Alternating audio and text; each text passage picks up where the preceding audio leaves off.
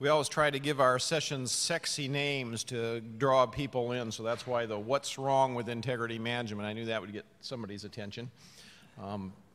I've just got a couple slides. I'm just facilitating this, but I just wanted to paint the picture a little bit, especially for the people that are fairly new to pipeline safety here.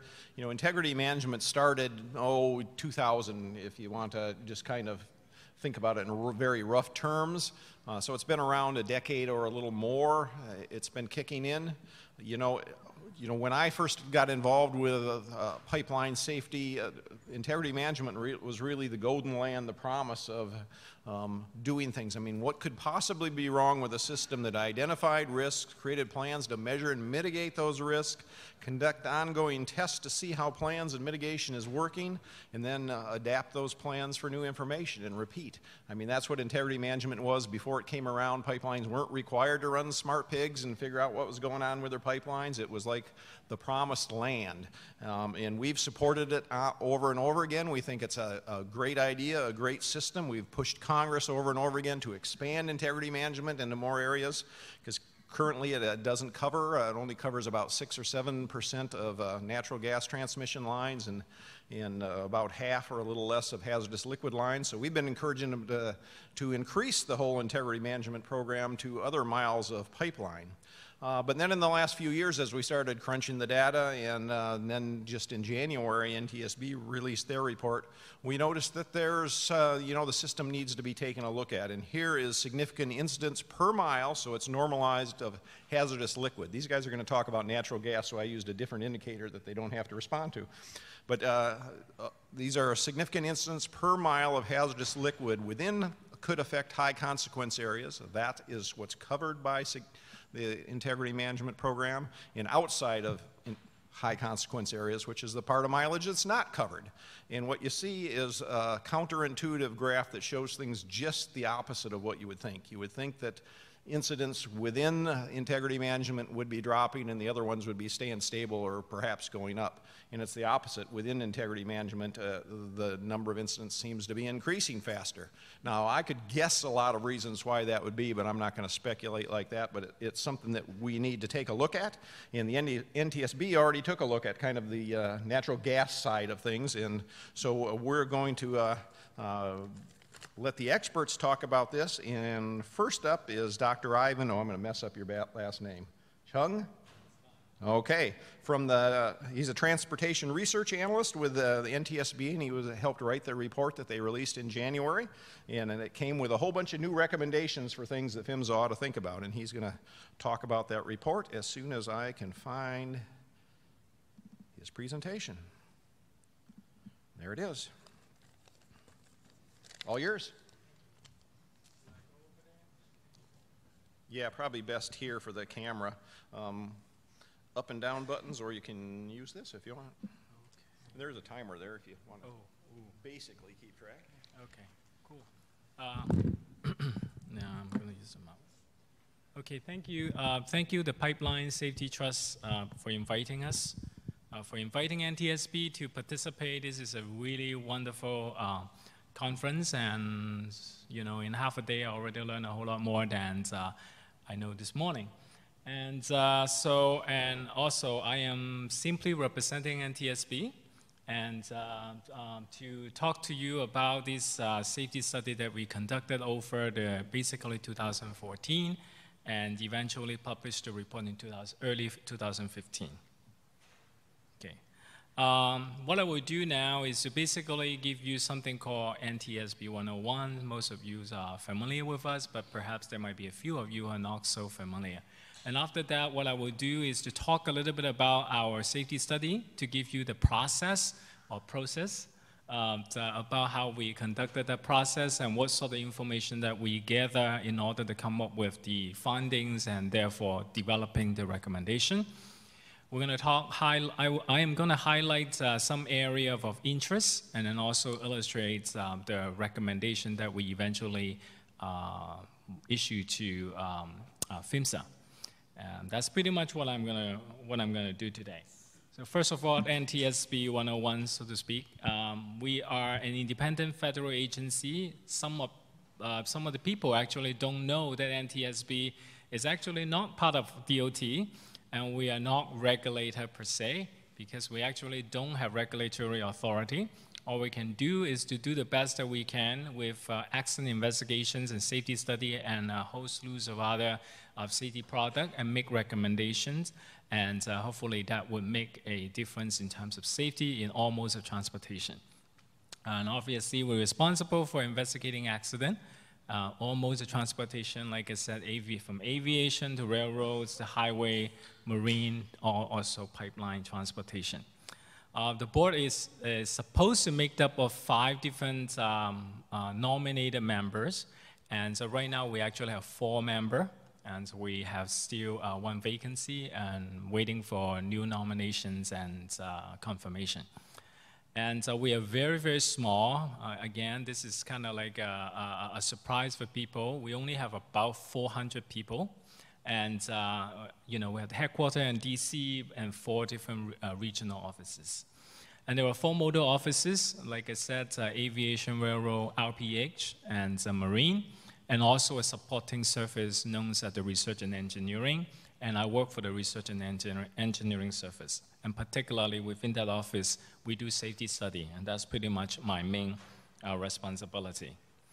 Our NTSB obviously is authorized to conduct very, very thorough and oftentimes very detailed and highly regarded accident investigation. However, our mandate also called for us to conduct special study on matter pertaining to safety in transportation and the preventions and accidents. So that's where safety study come into place. And there are some differences and similarity between the two. And ultimately, the goal is to put up recommendations, find the probable cause, come up with the finding, and to build the recommendation to one day make transportation more improved in terms of safety. The difference is whether we are more proactive as in safety study, looking at breadth as in looking at more overall thing, trend, general patterns and things like that versus a very, very in-depth investigation, one particular accident, and be a little bit more reactive in terms of the accident investigation. At the end of the day, we have written report, finding, recommendations, and in both cases that we will have to have a public board meeting. On that particular day, the board member will vote for the finding as well as the recommendation, and that becomes the final product. Okay. Safety study, just like any research project, we go through internal assessment process. We have to get board approved, and then that already takes quite a lot of time. We do field work and analysis, and usually with a lot of help from internal and external people, both in the research process as well as the technical review process. We board meeting, and then after that, safety advocacy, which is basically part of what I'm doing today. And then also we have teams of specialists that will keep tracks of the safety recommendation and see how FEMSA responds or any other agency respond to our recommendation. And we conduct safety study in any modes of transportation. In recent years, we study experimental amateur-built aircraft safety. We look at curbside motor coaches, also known as the Chinatown bus. And also, we have a study that deals with injury and fatality involving crashes that is associated with single-unit truck.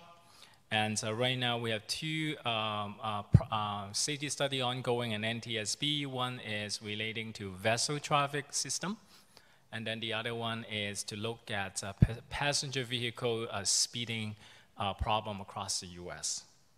So, what I'm going to talk about today, the rest of my time, is to look at the study itself. And the objective of our study is to basically evaluate the need for safety improvement to gas transmission integrity management system, which is a little bit less scary than the title of this particular session. And so we realize that there are room for improvements, and that's basically what we are trying to do. It's highly motivated by 3 accidents in recent years: Palm City, Florida. Obviously, one of the big ones is San Bruno in California, and Citizen View in West Virginia. And those are the three main accidents that we look at, and then sort of like develops the overarching way of looking at this integrity management issue. So obviously, I want you guys to quickly understand the 16 integrity management program elements, and I'm going to read them all one by one. No, I'm just kidding. Okay? So immediately, as you know, we have a very long process of going through proposal to analysis to technical review. And from start to finish, about 12 months, you subtract all kinds of craziness, you only have about 9 months to do the project. And there are only 2 of us. And so as you can see, we cannot be truly comprehensive. So we actually have to use the 3 accidents that we have teams of investigated, identifying the part of the integrity management program that we can actually take a good look at. So we eliminated those and left with these are the areas that we are truly looking at in terms of integrity management program. So to make it easier for you to sort of like visualize, so this is a very simplified program of the whole process of integrity management. So in this study, we look at the HCA identification process. We look at threat ID identifications and risk assessment. We also look at the integrity assessment components of IMP. And finally, we also look at the data integration part. While we're looking at all this stuff, we also look at the state and federal oversights of the IM program. So we heard a lot about data analysis just now. So we are going to actually rely on both quantitative and qualitative analysis for this particular study. So as I said before, we have to be informed by, our accident report, for example, the 3 that I have highlighted, conducted by NTSB. We also look at lots of industry white paper, research article, and things like that. Those kind of like forms the backgrounds of our research. And then we do a lot of data analysis. We look at PHMSA data from incident and annual report to NPMS data. We also, with the help of PHMSA, particularly Chris over here, and we also obtain some of the internal reports, or maybe I shouldn't say internal, but it's more difficult to find reports, and that gives us a better understanding of the IMP process. We call that the process reports. We also look at enforcement data. So we look at the data itself. But the bulk of our analysis, believe it or not, is on the far right over here, is to go through a bunch of semi-structured interview discussions with various stakeholders within the IMP community. We primarily focus on, like I said, this component. We gather information from them, and also at the end of our process, we also go back to them and let them know this is what we find. Please take a look at it and make sure that I am not making anything up and I am not interpreting things that's incorrectly. And we receive a lot of wonderful, constructive review from PHMSA, from INGER, from HCA, various people that make our product better. So primarily, within all these informations, and we talk to operator, we talk to inspector, we also, like I said, talk to industry association, other relevant firm that do IM itself, do integrity assessment, do geospatial analysis. We also talk to our NTSB internal investigator and also researchers that is in this particular area. In terms of operator perspective, we spoke to 7 companies, and I can tell you the truth is that these companies are big company. These cover a lot of ground. So as a whole, we cover quite a lot of grounds in the U.S. So we did not talk to a lot of the mom and pop types of operator. So that's one part that it needs to be a caveat. We oftentimes get the IM plan, and we evaluate IM plans, and we also, ask for relevant information if we feel that it's going to be helpful for us to truly understand the IM program. We conduct semi-structured discussions with focus topics. And oftentimes we actually have we have a few visits. We go to the office, typically go to headquarters, meaning that I ended up going to Houston many times last year. So I agree, Calgary is an upgrade. And so we go to them, and oftentimes they have a whole teams of people comes in. They would go through different components, and throughout the day they will bring in additional people who talk to us and things like that. So it's really informative. And oftentimes they actually do a lot of demonstration for us. A lot of them are data heavy, data integration analysis, different modeling, a lot of GIS. So we've got a lot of demonstration. We also ask a lot about the history, the historical part, current practice, and what they want to do in the future. And then when we get back to the office, we have a lot of follow-up questions, follow-up email, phone call, and things like that to sort of like put everything in context. And they also participate in the external technical review. From the inspector perspective, we focus on the federal inspector as well as the state inspector. Like I said, PHMSA has been extremely cooperative, in some ways almost collaborative with us. Particularly through Chris, and there was a lot of help from him, but we'll also set a teleconference to talk to all the regional directors and inspector. We have close coordination. Anytime that I don't understand the data, they will have someone be able to answer my questions and things like that. We also spend a lot of time talking to the state inspector, because we realize that, yes, there is interstate, there is intrastate, there are quite a bit of difference in terms of not just the operation side, but also how things are being inspected, even though the IMP process are more or less the same. So with the help of NEPSA, we actually are able to gather some perspective from large numbers of state inspector. But we also focus on looking at 5 states. Now, this is not random sample. This is kind of like a samples of convenience. We did talk to 4 states, and we pay them field visits and go to the office and talk to both the program director as well as the inspector. So we get a lot of information from the qualitative side of the analysis.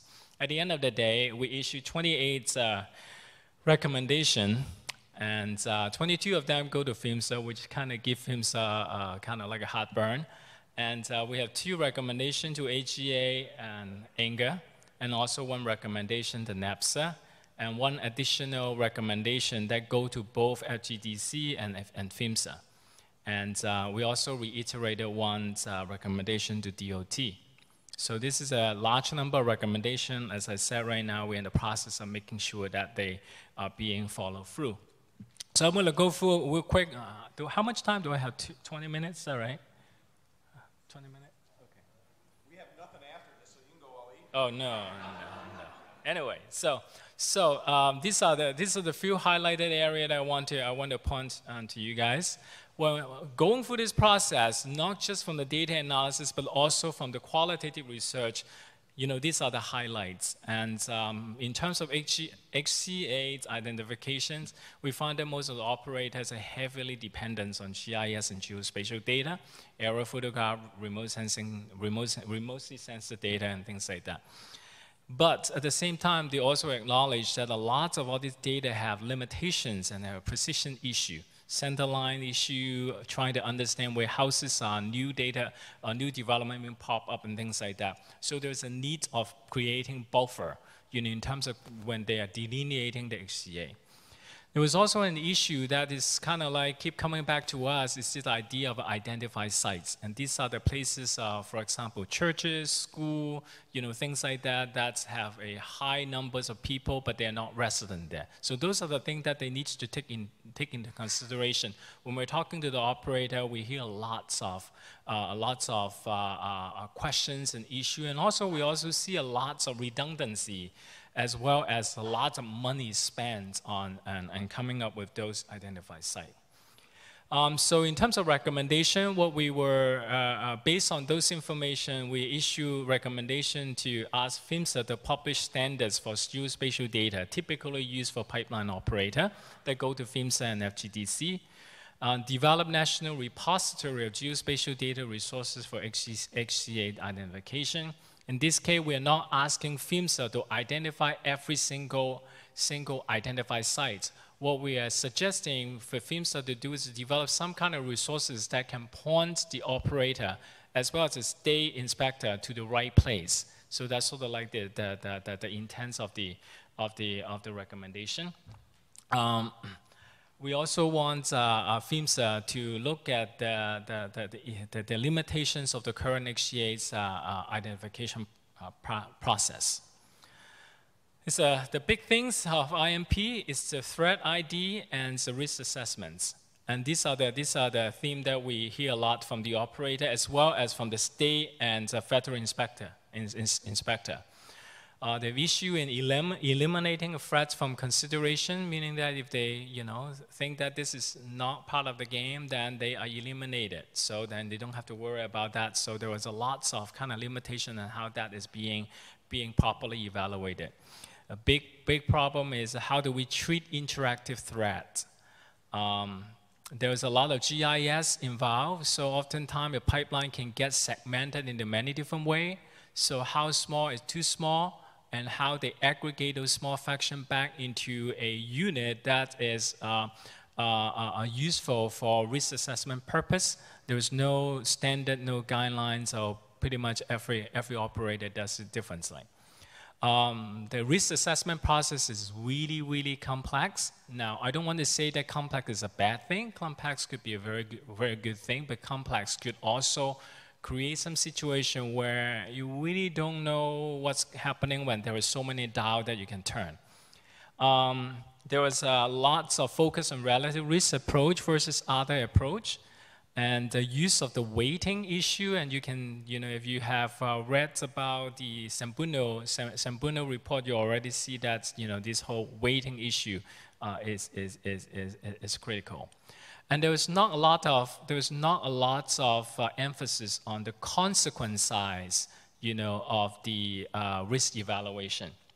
And then there are a lot of, we heard a lot from the operator that they actually want to go into probabilistic modeling, which gives them more of an absolute evaluation of risk versus the relative indexing types of approach. Based on that, we asked PHMSA to establish minimum criteria to eliminate threats, and also create documentations documenting the guideline, update the guideline for evaluating interactive threats, particularly listing the threats interaction for evaluations and identifying acceptable evaluation methods. In terms of risk assessments, we asked PHMSA to develop risk assessment training for inspector. This is really an overwhelming consensus we have from state inspector particularly, is that it's just so much that they have to do. And I don't know how many of you are familiar with these things called the inspection protocol. And it's a huge, like Bible-ish, kind of thing that they have to go through forms after forms after forms. And there are so many different components. It is a very overwhelming experience, and we see that a lot of the time, they're very difficult for the inspector to truly understand what this assessment is actually doing. Evaluating the safety benefit of 4 different approaches, like I said, relative risk with the indexing approach is the overwhelming choice, but are they truly equivalent to one another? Updating risk modeling guidelines, provide better guidelines in terms of weighting, consequence of failure, risk metrics, and aggregation of risk, as I said, that segmentation issue. Require all IM personnel to meet minimum professional quality standard, and also collect and share data to potentially support probabilistic modeling. That would need some help from the industry association. In terms of integrity assessments, we see the issues of the use of inline inspection versus direct assessment, particularly in the intrastate area versus the interstate. There was a whole lot more direct assessment in comparison to inline inspection, understanding that there are different situations and a different limitation that the interstate and intrastate is quite different. As I said that in the slide.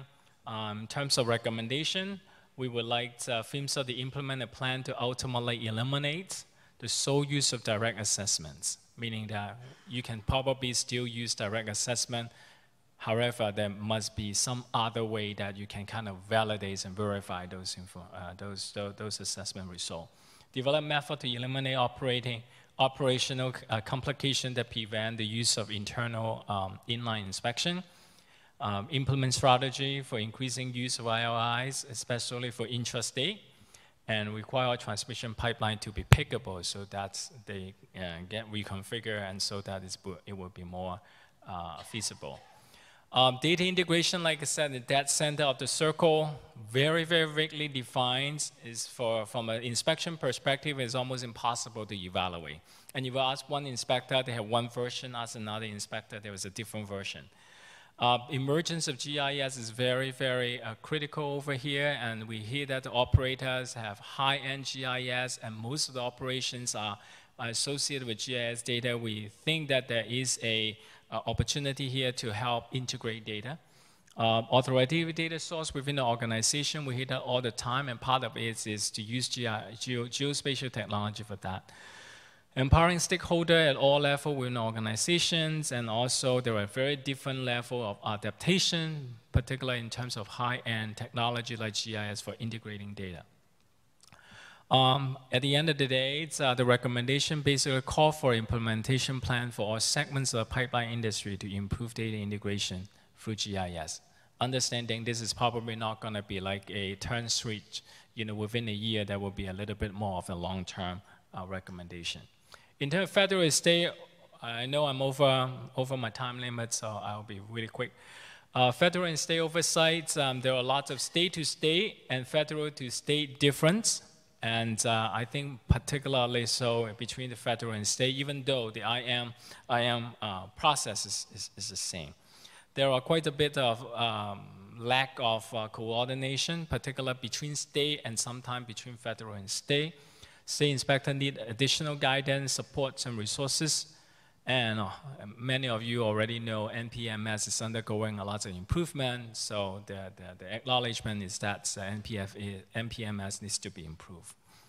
So federal oversight, assess and improve protocol guidance, mentorship program, availability of SMM, the subject matter expert for consultation, modify the state program so that the federal-state coordination become part of the compliant evaluation, formalize program to increase state-to-state coordination. In terms of data collection, I think that this, I can skip through it because you basically heard a lot of that already in the previous sections.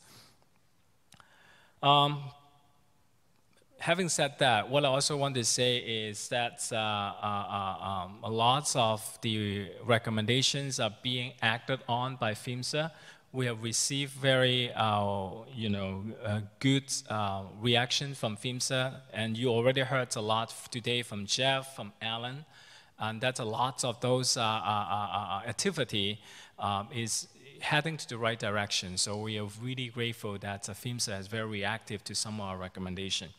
As I said, we held a board meeting on January 27. We published the reports. The government agency in 90 days, of course, they already have reacted to it. We are meeting with all kinds of organizations. This is the 6th time that I give this very similar presentation. So that's sort of like what part of our deal. And obviously, performing safety recommendations. As I said, PHMSA has provided initial responses, by and large, very, very positive. So we're considering them open, acceptable. And, but there is no response from other recipients at this point. And so for more information, all my contact information is here. And I think I can pass the torch to Chris right now.